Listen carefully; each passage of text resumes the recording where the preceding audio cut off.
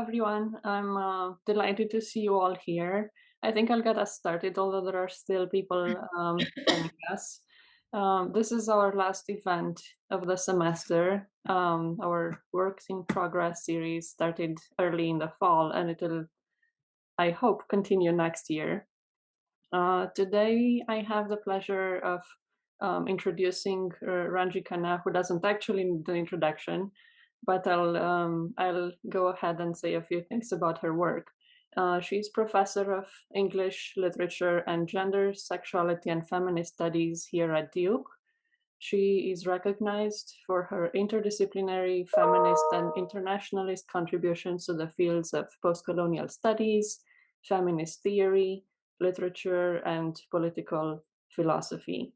She has published work on melancholia and psychoanalysis, on questions of postcolonial agency, film, Algeria, area studies, autobiography, Marxism, and visual and feminist theory.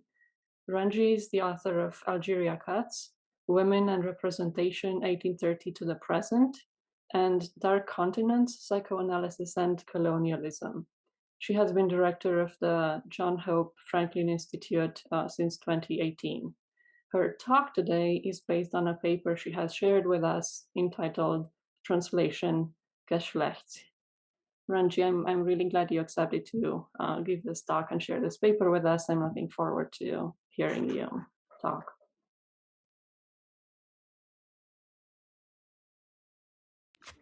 Thanks very much for asking me to, inviting me to do this, Corinna. Thanks everyone for coming today. I know it's sort of towards the end of the semester and a little, I'm sure everyone's a little exhausted.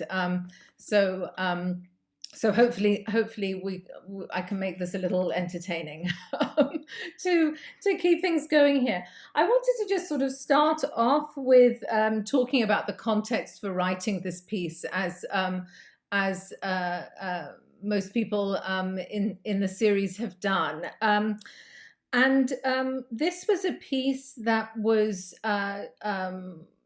written for a volume by Patricia Geravici on psychoanalysis and sexuality. When she first invited me to contribute to it, she said, "Will you write something about the category of trans?" Right, and I wasn't sure that I knew what I was going to say around the category of trans, and communicated this to her. Said that this was a difficult category for me to try to get my head around.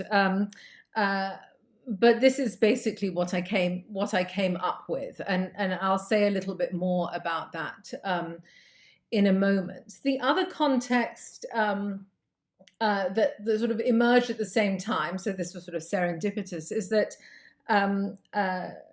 two people actually now practicing psychoanalysts with Duke contacts. One, a former undergraduate at Duke from actually before my time here, but who then went on to do her PhD at Columbia and taught at Williams College for a while, and then came back to Duke as a postdoc in gender, sexuality, and feminist studies. Anna Fishson invited me to IPTA, which is a psychoanalytic institute based in New York, and the person who, alongside me, was going to give a clinical talk was actually a former graduate student from the English department who now is an assistant professor at Dartmouth and also a practicing analyst, Azim Khan. So Anna Fishson had decided after her postdoc here, actually, that she would not pursue an academic career and would actually become a psychoanalyst. So there was sort of two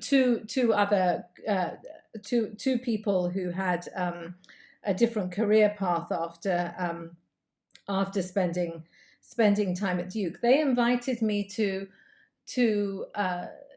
present something to the Psychoanalytic Institute that could allow analysts to think about work that was being done in the university context in a psychoanalytic context, right? So, and I had actually, this happened a few weeks ago, I'd actually never presented to a group that was solely a group of psychoanalysts.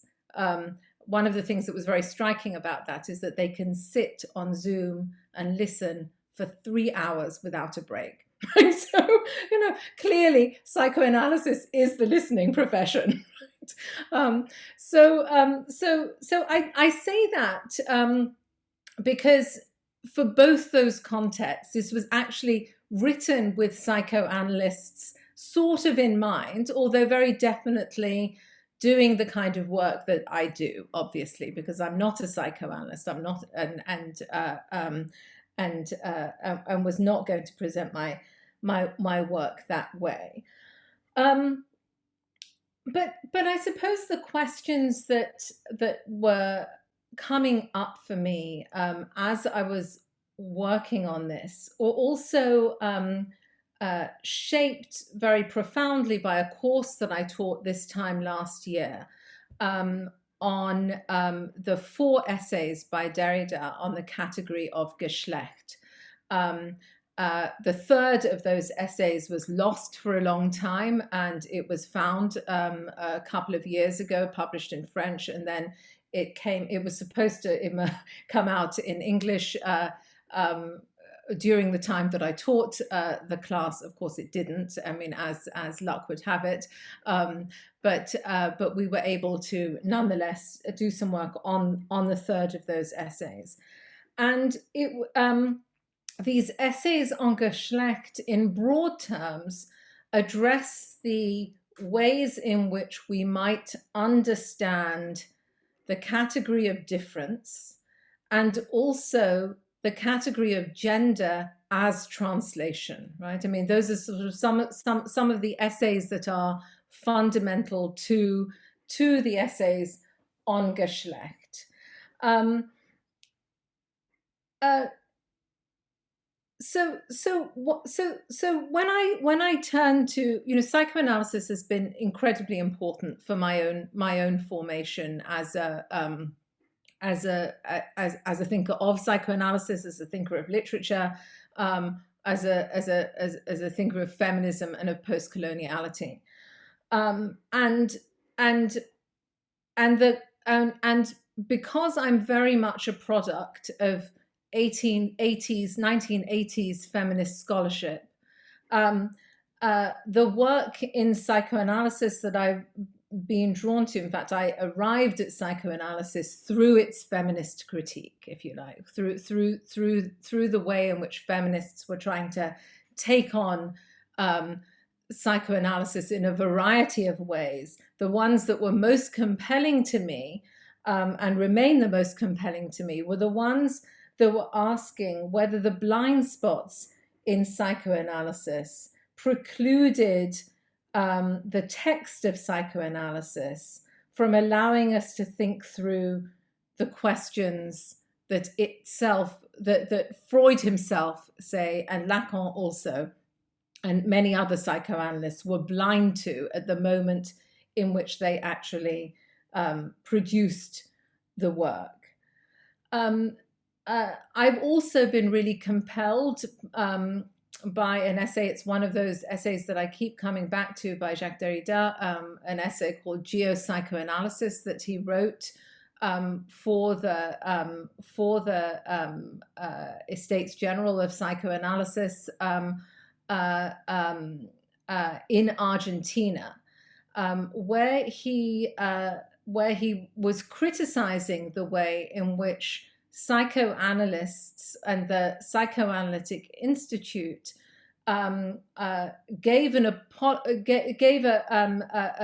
produced a statement, if you like, on their a sort of public letter, as it were, on torture in Argentina, and he commented on the kind of anodyne liberal form which that took, that actually didn't really take on the challenge that psychoanalysis offers us, right? It didn't really take on what was most compelling about psychoanalytic thought in thinking through something like a category of torture. Now, one of the things that I think has been important in the development of feminist studies and feminist psychoanalytic thinking around this is that, of course, psychoanalysis has been was heavily criticized by many feminists for its obvious sexism on one level, and really embraced by many others, embraced in a way that was critical, certainly, of some of the work that was done in psychoanalysis, but also opened up the possibilities for understanding something that we might think of as sexual difference. That it was important in actually allowing us to conceive of sexual difference in a way that opened us to the idea that it was something that was yet to exist. And so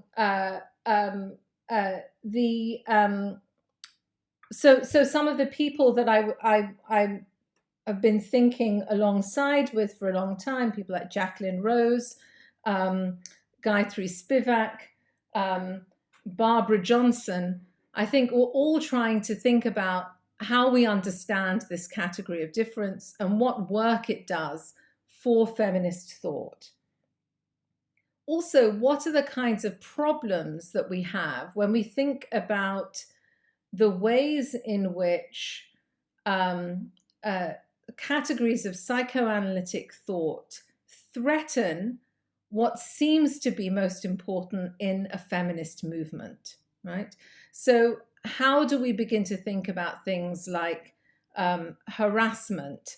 How do we begin to think of things like diversity? How do we begin to think of things like transference and desire in a context where the work of feminism seems to move away from some of the sometimes threatening ideas that are present in psychoanalytic feminist scholarship?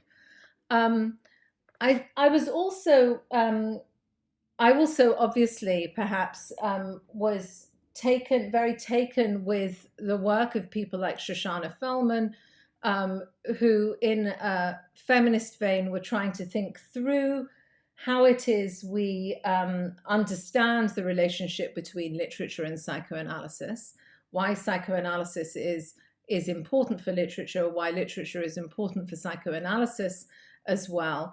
And partly the way in which I understood her intervention was through the mechanisms of a certain deconstruction. So the work of Paul de Man, of course, is very important for Shoshana Fellman, and in that work, the possibilities of the production of difference as a figuration, if you like, and most compellingly for me anyway, the category of prosopopeia, right, the emergence of the face, etc., was something that became very compelling to me as a way of understanding the possibilities of difference, the possibilities of thinking with difference. So I just wanted to sort of say that by way of an introduction to this piece, and also to say that in trying to think through what was presented to me as sort of the challenge by Patricia Geravici, say something about trans, I wanted to understand what the relationship between translation and trans might be. whether there was something useful about thinking translation and trans together, and therefore also whether the concept of sexual difference as developed in psychoanalysis gave us the possibility for thinking through difference more broadly. And so then the question in this piece ends up also being whether psychoanalysis's own idea of sexual difference remains the difference for psychoanalysis or not. So I think I'm just going to sort of say that as a way of introduction to the piece, because I know we don't have a very long session here, and hopefully there are questions that come up about it. Thank you, Ranji. So I would like you all to raise your hand. I mean, as in to use the function raise your hand. And I don't see any yet, any hands. So I'll simply say that I really appreciated how the essay mapped out a disciplinary terrain, conversations between psychoanalysis, feminism, and postcoloniality, and the interplay among them. But also how it offered insight into your intellectual biography, Ranji. I love the references to your dissertation, introduction on Derrida's white mythology, how you grappled with the notion or the work of analogy, and so on. And I have a general familiarity with psychoanalysis. I might actually say that you introduced me to psychoanalysis as a grad student in the class on asylum and Rob's identification seminar. So going back to that, I was wondering if you would care to say a little bit more for those of us who don't work closely with psychoanalysis. What would you say is the most enduring legacy of the intersection of psychoanalysis and the postcolonial? The most obvious reference for me there is obviously Fanon's dissertation published as Black Skin, White Masks. Where do we go from there? And what are the concepts that you think are still useful today from that encounter of psychoanalysis and the postcolonial? Right. Well, I think that there are okay. So to my mind, the questions about the relationship between psychoanalysis and colonialism, if you like, are present in Black Skin, White Masks more than that of well, it depends what you understand as post-colonialism. Okay, so let's just sort of say that I understand post-colonialism not as post-independence, but actually after well, not even just after the establishment of colonialism, as it were, but proto-colonialist practices that emerged. So, of course, Black Skin, White Masks appears in 1952.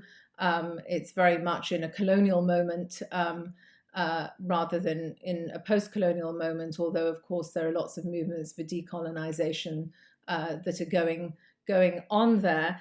And I think it is fair to say that Black Skin, White Masks is a text that that only dabbles in psychoanalysis.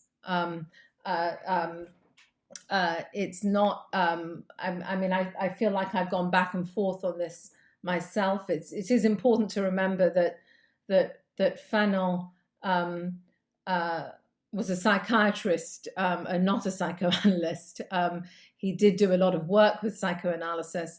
So I think that I think there are a number of ways of answering that question. One is that that there are now numerous historical works on psychoanalysis in an international frame, and that is one of the legacies of thinking about of post-colonial studies in relation to psychoanalysis. There are numerous texts which are about Freud in the Pampas on psychoanalysis in Argentina, Freud in the Ganges on by Salman Akhtar on psychoanalysis in India, the Savage Freud, Ashish Nandi, also psychoanalysis in India. There are loads of them. Our own Marty Miller in the history department has written on psychoanalysis in Russia and the Soviet Union. And I do think that there's a way in which post-colonial, and I can go on and on. There are loads of them, and I've taught courses on many of these texts about the way in which psychoanalysis was a presence in the world from the early days, right? So psychoanalysis was very much like, it was very much a kind of modernist form in its establishment, and it carried with it many of the internationalist desires that much of modernism did. And very early on, before psychoanalysis was really established as its own thing, there were institutes all over the world, right? In South Africa, in India, so not just in Europe either, right? And arguably, one might say that psychoanalysis, as Freud produced his works, it was very much in conversation with many of these people around the world, trying to think through what the psyche was, what the structure of the family was, how desire functioned within it, what the transferential relationship might be, how we might understand the unconscious collectively or individually, what the concept of the self was in relation to the group or the social. And Freud's letters, of course, are incredibly instructive on this. So one might say, on one level, psychoanalysis has always been an international movement, and post-colonial studies has forced that conversation, if you like, forced us to go back to the earlier moments and look at the developments of psychoanalysis around the world, so as to say, yes, of course, it was a formation in Europe that developed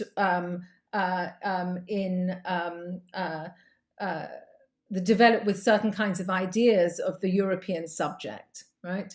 Of a certain class, right? Of course, it is on one level, right?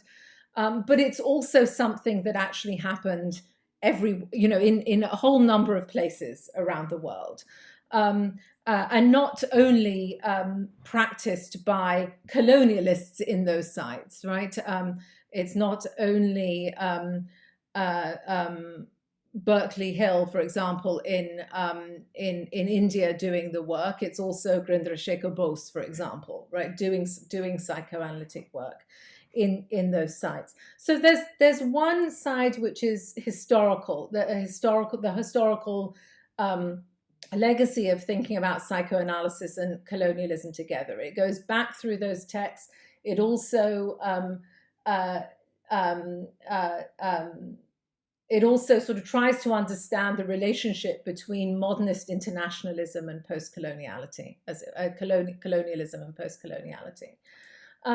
I think that there's also, as you mentioned Fanon, I think alongside Fanon, there were all these other people that were interested in psychoanalysis: Albert Memmi, Octave Manoni, the Ortigue.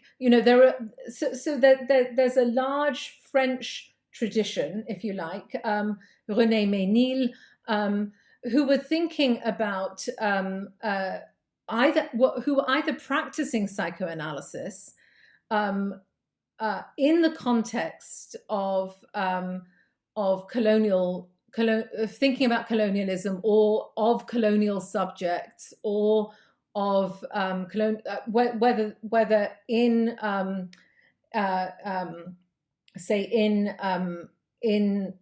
in the colonies, or actually in France, right? I mean, there's a long tradition of that. Um, there's so there's that kind of work. There's and recently, I mean, over the last whatever 5-6 years now, there's the publication by Jean Khalfa and Robert Young of Fanon's psychiatric writings. I mean, a number of his works, also a couple of his plays, that I think has been of interest. Certainly interest over the last 25 years on colonialism and surrealism, that has been picked up by post-colonial thinkers, and looking at the ways in which surrealist writing, informed and shaped by psychoanalysis, took hold in various places in the world. So I think that there's that kind of work. Now, to my mind, there's also this kind of work that in post-colonial studies that rests on certain kind of categories like mourning and melancholia, for example. And so, melancholia was a very compelling category to me, and I really understood this very much in a Derridian vein, which was, and his thinking on the topic was really shared, was really shaped by the writings of Nicholas Abraham and Maria Torok, on transgenerational trauma. So I think that I think that to my mind, deconstruction's work with psychoanalysis also went into the shaping of a large amount of psychoanalytic thinking, because it allowed for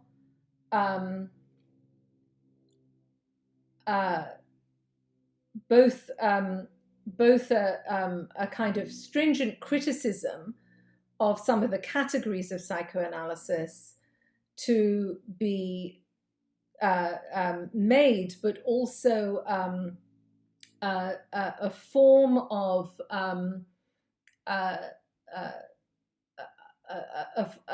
opening to the possibilities of psychoanalysis at the same time.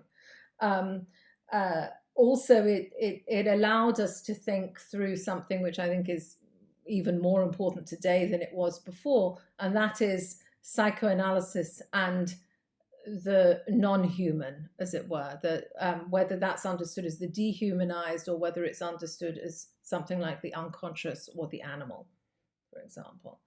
I think that there are a couple of questions now. I'm sorry, I took a long time to answer that, but that's right. Thank you. Yeah, so there's Tom and then Britt. I go. Hi, Ranji. Hi. And all. I appreciate the informality of this and your sense of how exhausted we all are. But I do see in and amongst us some undergraduates, some grad students who fessed to me that they feel untheorized, and some of our creative writers. And so I thought I would ask a question, sort of from your paper. But it's not. But I'm asking it not like we were in, like you were talking to high-end theorists, or this was a job talk or something. But so it's meant to be. It's actually a softball asking for an explanation about a sentence and about your teaser of a parentheses inside the sentence. The sentence is on page 10. Okay, and it's of the sort that I would think a bunch of folks, it's in the middle. The trans issues are implicit in it, So I might be asking you just to out the trans, Yeah. is one way of saying it, but it's rooted too. So on 10, as I ended up paginating it, I have to work with hard copies. There's basically a short paragraph and a long paragraph, and in the middle of the long paragraph, Professor Khanna writes, in psychoanalysis, sexual difference is the concept of difference, whether one considers psychoanalytic theories that are more anatomically based or those not at all, and whether that sexual difference is defined narrowly as distinctions between or among sexed and gendered people, or more broadly, and here's the teaser, as I would prefer to do, as the yet to be imagined forms of difference marked by, and I have to pronounce this the way I would have in the 80s, phallologocentrism, and the idea that Lacan had articulated in Encore, that woman does not exist. So could you pick up a piece of that and run with it for us? Yes, sure. Okay, so on one level, sexual difference, as conceived in the early texts of Freud, was thinking about males and females, right? Right. And within that, the female was presented as a problem. Okay, it was presented as a problem. In fact, famously in one essay, Freud says female sexuality has always been, and so, I mean, this is female sexuality, it's not females in general, but female sexuality. Female sexuality has always been a problem for psychoanalysis, as those of you who are psychoanalysts in the audience know, and those of you who are women in the audience know, because you are the problem, right? So there is this sort of conflation of woman, female, and female sexuality, if you like, that goes on. So on one level, then you have this simple binary male, female. Now, that binary between male and female is understood also in a very androcentric framework, right? It has an idea of the male against which the female is imagined, right? And I say imagined right now. I'll come back to that idea of imagined in a moment, right? So when Freud is describing the male and female anatomically, for example, the female is say for example, the clitoris is understood as a small penis, for example, right? So that's the kind of norm that is established there, right? That there is what he calls a phallic phase to sexuality, where boys play with their penises and girls play with their clitorises, which is, for him, to his mind, a kind of immature sexuality that changes as we get older. Those are some of the things that he's been heavily criticized for, actually.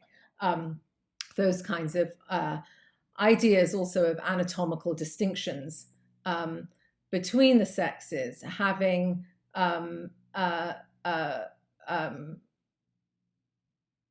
having consequences that cannot that are unalterable, if you like. Okay. Now, on one level, that idea of a binary that is the fundamental binary for him in the way in which people interact in the world, come into the world, understand themselves in the world, come into a form of identification with the idea of male or the idea of female, that idea is something that has actually really persisted in psychoanalysis. So some feminists criticized Freud for what they understood as the anatomical basis of his argument. And he did indeed use phrases like anatomy is destiny, right? So there was, on the one hand, a line of his thinking that was really anatomically determined, okay? On the other hand, in the way in which he, and this is, I say on the other hand, there's another way in which he does this. I think that the text of psychoanalysis does this, and the text of psychoanalysis, the text of Freud, has enabled many to come in with different kinds of readings, right? One reading that is made available then by the text of psychoanalysis is that there are forms of identification that take place by both the subject and those seeing the subject that go into the constitution of that being as sexed in this binary form, right? So one might say that what it means, say, to be a woman, right, is something that accumulates over time, that one is treated as a woman and identifies as a woman, as it were, and that is the way in which womanness comes into being, if you like, and has material consequences, such that feminists can then make statements like, or anyone, in fact, can make statements like, women are underpaid. Well, obviously not all women are underpaid, but the category of woman has indeed had material consequences, okay? So now I sort of pad it out like that a little bit in order to say that yes, on the one hand, there is this binary distinction. On the other hand, there is an opening in psychoanalysis to say that there is a process by which these categories of binarization come into existence with consequences, right? With consequences as well. So that's the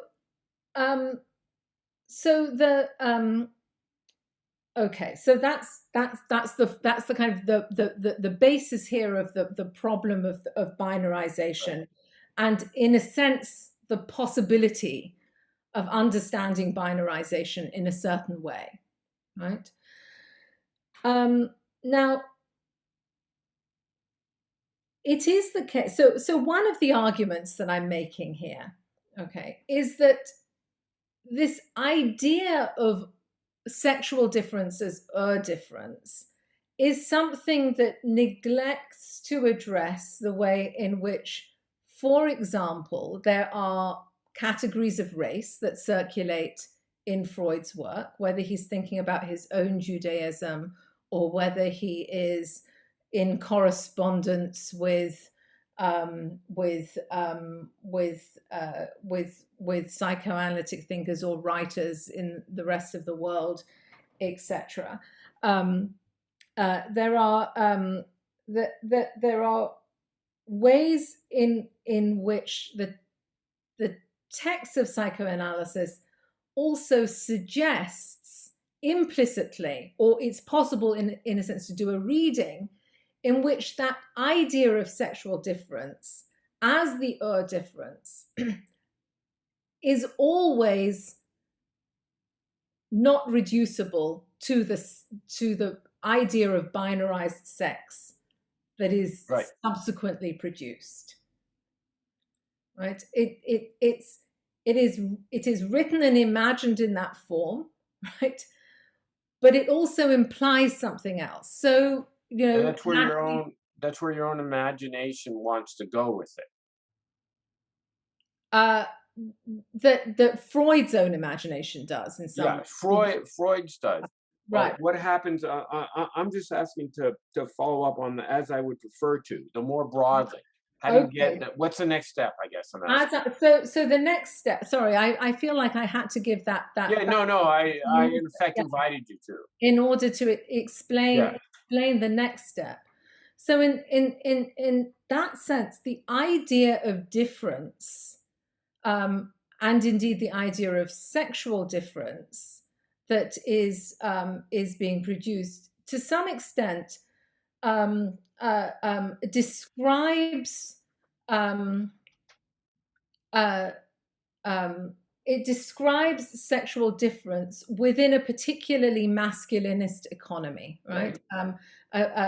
Well, let's just say from an androcentric point of view, from a point of view that privileges the masculine over the feminine. Let's just put it like that, right? But in fact, the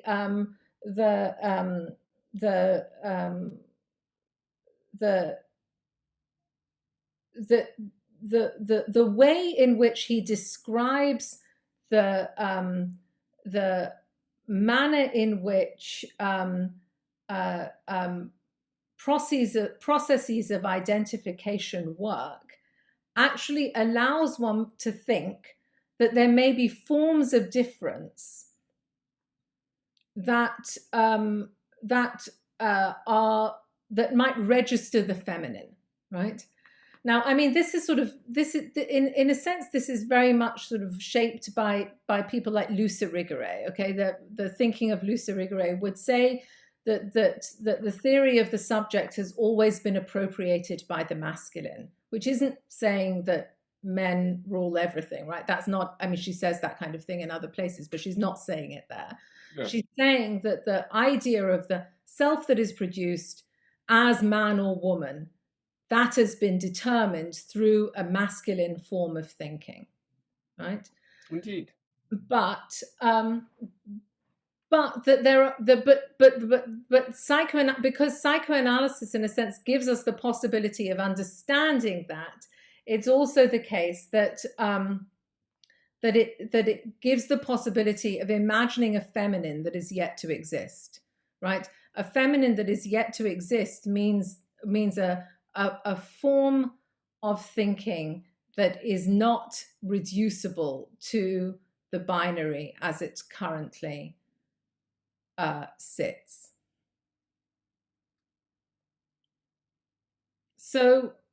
So I would prefer to understand psychoanalytic thinking as producing an idea of sexual difference, particularly feminist psychoanalytic thinking, as producing a form of an idea of sexual difference, which is about the possibility of difference, while also acknowledging the problem of the binary.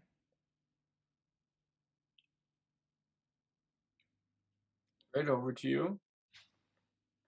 Thank you. Thank you. Great. Would you like to ask your question? Yeah, thank you, Ranji. That was it was great. I am so glad this happened. It's weirdly fortuitous. A couple weeks ago, I presented to a class on Derrida's Geschlecht in kind of in relation with Calvin Warren's What is a Black Faggot, his reading of the movie Moonlight. And I was thinking of, I just have a constellation of thoughts. I don't know if there's a real question on the inside, but perhaps you can figure one out or just take it wherever you want. But throughout this, you mention translatability, and also untranslatability. And it was something that I was getting to in my presentation that I always ran up a problem of, like, Geschlecht does not mean, like, we can translate it as race, but that it's not reducible to that. It means so many more things. And if you're not careful, or if you don't know the German language, you're not going to get Heidegger's, like what Heidegger's getting at when he talks about, the neutralität of the term versus the Geschlechtlosigkeitness of the term, the sexlessness. And you bring up untranslation or untranslatability. And I was wondering how untranslatability can refer to maybe an ethics of this, the feminine to come, or how like how a focus on untranslatability or silence maybe. I know Derrida's really focused on silence in his essay in Geschlecht, where he talks about, you know, like Heidegger's mute stubbornness, or stubborn muteness, his inability to speak. I was wondering how you see these as related, and how maybe there is, how we should maybe how we should shape ourselves or reach towards an untranslation that can't ever come, in trying to have a femininity to come, or a difference to come, that isn't so androcentric or focused on something that, you know, doesn't allow for difference that can move outside of whatever system we're trying to think. Thanks, Britt. I'll take a stab at addressing that. No, I mean, to my mind, okay, so you're using this idea of sort of the untranslatability to come here, and that it's quite interesting. I mean, the language that Derrida uses is not really untranslatability to come, but it's more about something like, you know, either a democracy to come, or indeed justice, right? The category that for him is undeconstructible, as it were. And I mean, it's interesting that you taught. Which Geschlecht essay did you teach? Was it the this sexual difference, ontological difference? Okay. It's interesting that you taught it with Calvin Warren, who, you know, I've only read some of, but I've been listening to various talks by recently, because I mean, I think Calvin Warren really presents himself as a nihilist, and I don't think Derrida is a nihilist, right? At all. So I mean, that's sort of the one way in which I would respond to that. But it seems to me that this idea of the feminine to come, I mean, I feel as if, you know, this is very much, you know, these are partly what I'm trying to do here, I think, is to look at the way in which a certain mode of 1980s feminist psychoanalytic writing already gives us some of the answers that we're trying to grapple with now, right? And it seems to me that at that moment, the idea of and I include Derrida in this group of feminist thinkers, I suppose, from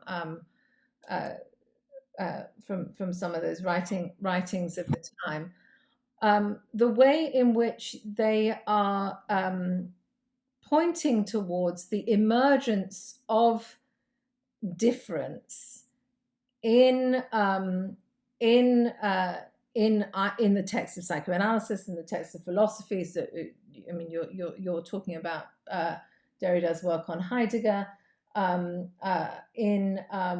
the text of literature, whereby there might be a kind of jouissance that emerges, that is yet to be that is yet to be anchored back into the social as we understand it, right? So something that reaches beyond something that is already transcribable or prescribed, as it were, or indeed generated and generalizable as well. So in terms of the untranslation to come, I suppose, I mean, I would say that I would say that one can't sort of exist in untranslatability as such. It is always going to be attenuated to, I mean, one is always going to be attenuated to the categories that have become metaphorized rather than, one can't exist in metonymy, as it were. But it is always that there is always going to be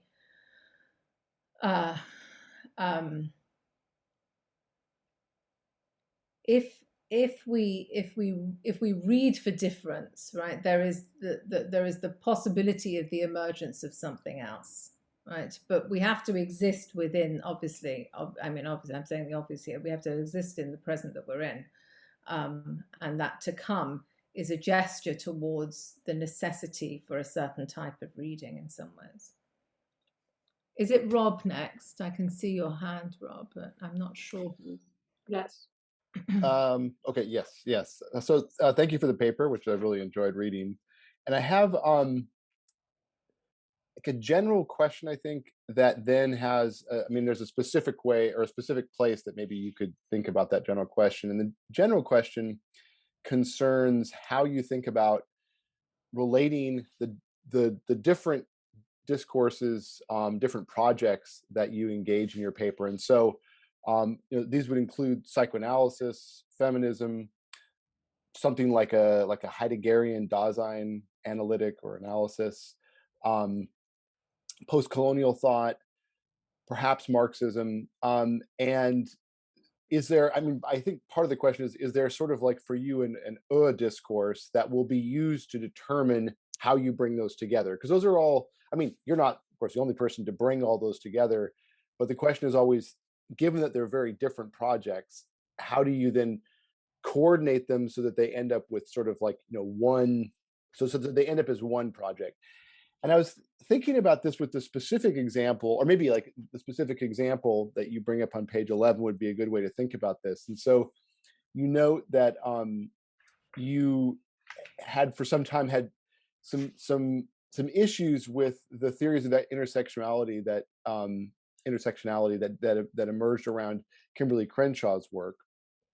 And I think you highlight what those issues are very clearly, and you note that because Crenshaw, who's a legal scholar, is working with the legal apparatus, this is on the top of page 11, legal apparatus in its various forms of understanding of sex, race, and gender, then the terms fixed in Crenshaw's work by their very distinct legal origins engendered forms of identitarian thinking themselves rather than elaborations of processes of identification, which, and the way I understand that is that as a legal scholar, Crenshaw is interested in which groups of people will have legal protections or legal recourse if they're discriminated against. And in order to do that, you have to basically set up a category. This is a group of people. This is their identity. Has there been a harm that they've experienced, and what is the legal redress to that? But that does require what you note as identitarian thinking, because then you have to say, am I one of, do I belong to this class, this class, this class? And it's important that in a court of law, you would assert that I am this, this, and this, so as to get some sort of legal redress. And I take your point to be that, but by doing that, we're not looking at how someone comes to think of themselves as that. Those processes of identification that are presumably enable that kind of identity. And so what would this mean? Are you, like, Crenshaw's approach is very helpful in a legal context, but as you note, it doesn't help think through the theoretical issues. And so how do you grapple with that issue of, like, okay, so it's useful legally, but it's problematic in terms of of thinking through more generally the processes of identification? And so what are the implications there, I guess? Thanks for that, Rob. I think I think that there's no doubt that Kimberly Crenshaw's work has been incredibly important for legal studies, and also beyond legal studies. And I do think that it's highly theoretical, actually. So it's not that I don't think I wouldn't say that it's part of critical race theory and critical legal studies, and has been incredibly important. And now I feel like that term intersectionality is being used very loosely, and in ways that are less useful, quite honestly. So I think it would be naive to say that one can only think about forms of identification, because forms of identification happen in relation to these categories that say in legal form are constituted in a certain way, that positions one in a certain way, right? I mean, so it's not that those categories aren't important. Of course they are. But I think that when we're dealing with reading literature, and we're also dealing with psychoanalysis, we also have to understand how it is that the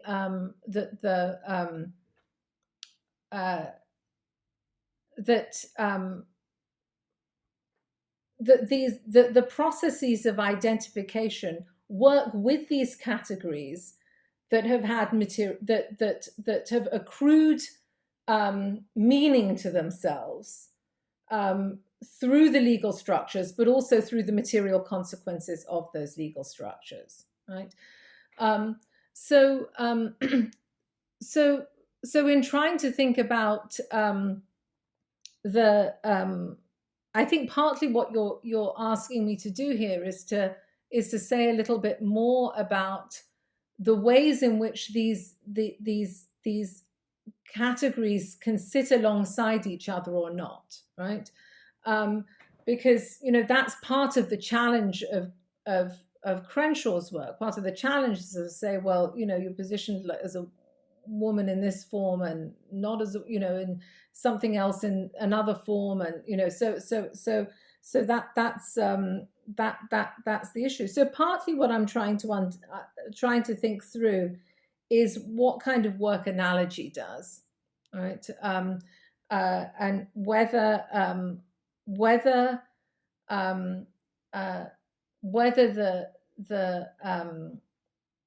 how to me, the idea of analogy is functioning differently in the legal context than it is in the literary context. So partly that and certainly in the psychoanalytic context. In terms of this question of how am I bringing all these things together, well, I kind of feel like I grew up reading. I mean, grew up, but intellectually, my intellectual formation was shaped by people like Gayatri Spivak and Jacques Derrida. I think that they were thinking, Hélène Cixous. I think that they were thinking about their colonial backgrounds, the shaping of both Western Marxism and non-Western Marxisms, forms of Marxist feminism, as well as psychoanalytic feminism, as well as some combination of that developed through the thinking of Althusser. So I think that am I prioritizing one over another? Would I say that ultimately I'm more of a post-colonialist than a feminist, or more of a Marxist feminist than a deconstructive feminist? I don't think I can really answer that question, quite honestly, because I do think them all together. I do think that, and to my mind, where they contradict each other, I like to draw out those contradictions and see whether there is a way of bringing them together nonetheless or not. I mean, does that go some way to answer your question, Rob? Yeah. And I mean, it's not that I mean, to be honest, I often find myself in the same situation, in that there's several different theorists that I who probably violently disagree with one another, but somehow they both appeal to me, and there's an effort to try and, I mean, on my part too, to try to see if I can merge those. And it's always I probably ask you the question because it's a question that I have for myself, Yeah. as well. And I mean, and I was thinking, I've certainly, I was thinking of a project like, Carrie Wolf's Before the Law, which is also an attempt to bring together like animal studies, deconstruction, Luhmann, like a Nicholas Luhmann systems theory. And for him, it seems like, the issues, like he wants to keep it sort of in a legal sphere, to say, that the addressee of the law must be constantly open, so that, perhaps animals can have an address, can be addressees of the law. So it's like, it just helped me, like that book had me thinking, what is there, like sort of a, maybe not like an discourse, but like one of those discourses that is helping to arrange the others, I guess, is something like that. But yes, you did answer that. I mean, it's so difficult to say. I mean, I might say deconstruction, right? But then that itself is a very broad and slightly messy category. But I would say that I'm interested in the psychoanalysis that emerges in deconstruction. Yeah. I'm interested in concepts of the feminine that emerge in deconstruction, concepts of difference that emerge there. I'm very interested in the Algerians of deconstruction, as it were. It's Derrida's Algerian Jewish background. So I mean, I suppose that's what I would say. Probably, if I had to pick one. Do I have to pick one? No. And also, I suppose the idea of a kind of the possibility of a future that is partly the effect of writing, right? That emerges partly as the effect of writing. So that I think is also there in deconstruction. Akhil, you have a question. Ranji, this is so amazing. Well, this is so amazing. It's so interesting. This is a field about which I know nothing. And so it's so intensely pleasurable to grow this quickly. In law, there's a legal principle that whoever writes a contract, the contract is interpreted against them, right? So if I write the contract, it will always be interpreted by the judge as more restrictive towards me than towards the other person who signs it. And I'm not sure how exactly that would play out with these categories that you're referring to. I mean, but it seems there is, but there are of course obvious parallels when for example, when you were talking about the category gets taken over by whoever is in power, and I wonder I mean, this is a very basic and ordinary context. Concept in law, is there something similar within the sort of the set of theories that you're dealing with? So the category is always going to be interpreted more restrictively against the person who invents it, right? Or I guess whoever is a dominant person. I mean, I'm trying to think through this very interesting question, and I'm wondering whether one might just think of it in terms of authorship, right? So for example, if I'm taking on, is psychoanalysis sexist? Let's say is the question. It is the question that we're dealing with. For example, then I think that one could say, well, certainly Freud, as author of psychoanalysis, on one level was a sexist, right? Is the text of psychoanalysis sexist? I think is another question, right? Is a different sort of question. So I'm not quite sure if that sort of comes some way to thinking about the status of the contract um, uh, um, I mean, maybe one could also think about this more broadly in terms of the social contract, right? Whether the social contract is always marked by the violence of the sovereign, as it were, or of the state. It, you know, in certainly in some of the works that I have been referencing, I think that would sort of be a given, that the force of law, for example, and the force of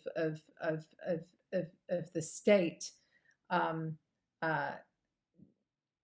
does not recognize itself as violent, as it were, even as it recognizes those who perform far less violence as violent, right? I mean, I think that we know this situation very vividly at the moment, right? With in relation to racial violence at the moment, we sort of see these kinds of questions. So I think that in the paradigms that I'm looking at, I think that I would have to think about this question of authorship and the text of the text itself as occupying different somewhat different places, even as the text is necessarily implied. I mean, even as one is implied, is implicated by the other. Does that? I think it's very interesting. I mean, it's interesting to take these concepts from one field and try to see what life they bring into another field. But thank you. It's very useful. Karina. Yeah, I want to take you back to the paper, to something you do in the paper. So it's about Derrida's reading of Heidegger. So I'm not familiar with the Geschlecht texts, and I was wondering, you know, when you read on page 3, Derrida reading Heidegger, and you ask, in understanding design as neutral, Derrida asks, does Heidegger attribute neutrality to that which has actually anyway been appropriated by the masculine, or does the positing of the neutral render sexual differentiation as coming into being entirely in the realm of the ontic? But I'm wondering, so Heidegger also insists on the Mit-Dasein, right, on the sociability of being, on intersubjectivity, coexistence, and so on. So there is always a we prior to the I and the other. So does that have a bearing, that ontological sociability of being have any bearing on this question? Because it appears that it would, right? But I don't know if Derrida considers this. So I'm really curious about that. Well, in the piece that I'm talking about there, not so much, but actually in one of the other Geschlecht essays, he is thinking about this. To some extent, what he's doing here is he says, how is it that in the early 20th century, you can produce in the German language, you can produce an idea of being that isn't asking the question of sexual difference. Like when Freud is there and so much, and psychoanalysis is very vivid, you know, partly it's sort of a provocation on his part, right? I mean, sort of saying, how is it that he cannot be thinking about this? And so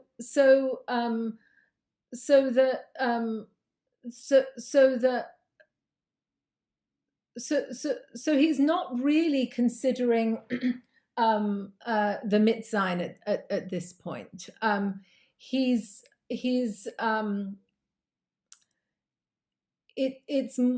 It's more about the kind of recursive logic that he sees in Heidegger's text, where actually the neuter does seem to be the final point at which he arrives, or at least the originary point at which he arrives.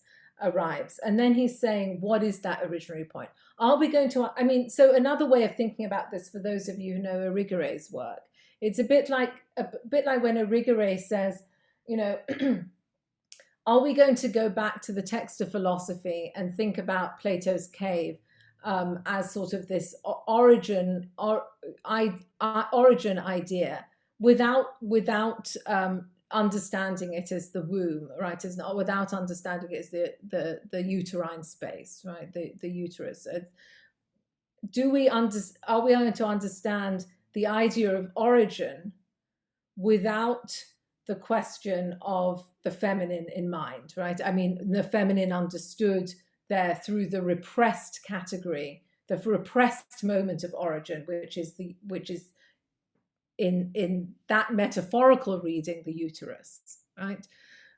So to some extent, Derrida's bringing those kinds of questions to Heidegger there, that actually, in a kind of recursive way, the beginning point does seem to be the neuter rather than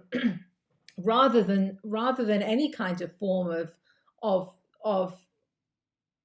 the question of the Mitsein coming up, as it was, the neuter of